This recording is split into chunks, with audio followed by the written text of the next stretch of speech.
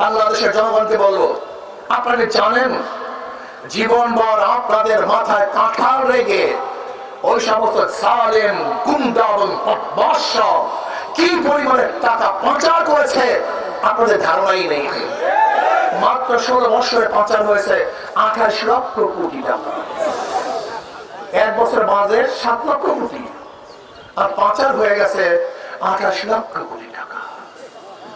কুড়িগ্রামবাসী আপনারা জানেন বাংলাদেশের যত অর্থনীতি, বাংলাদেশের যত মানুষের কাছে যত টাকা, এই পরিমাণ টাকা মাত্র 20 ফ্যামিলির কাছে। 20 ফ্যামিলির কাছে। আপনারা জানেন যে সে দরবেশ বাবা শুধু শেয়ার বাজার থেকে আত্মসাৎ করেছে 50,000 কোটি টাকা।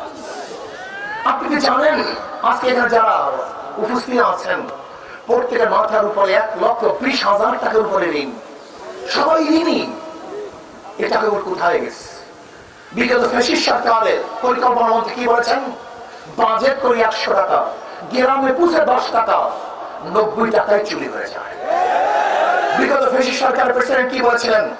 প্রতি বছর যেই টাকা দুর্নীতি হয়, এক বছরে যেই টাকা দুর্নীতি হয় তা দিয়ে প্রতি বছর 2টা পদ্মা সেতু করা যায়।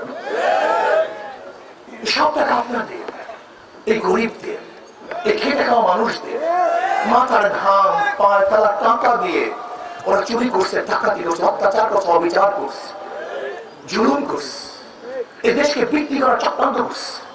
আজকে ভারতের সাথে যে চুক্তি করেছে, গোলামি চুক্তি, বাংলাদেশের মানুষ স্বাধীন, রক্ত দিতে পারে, জীবন দিতে পারে, গোলামি করতে পারে না।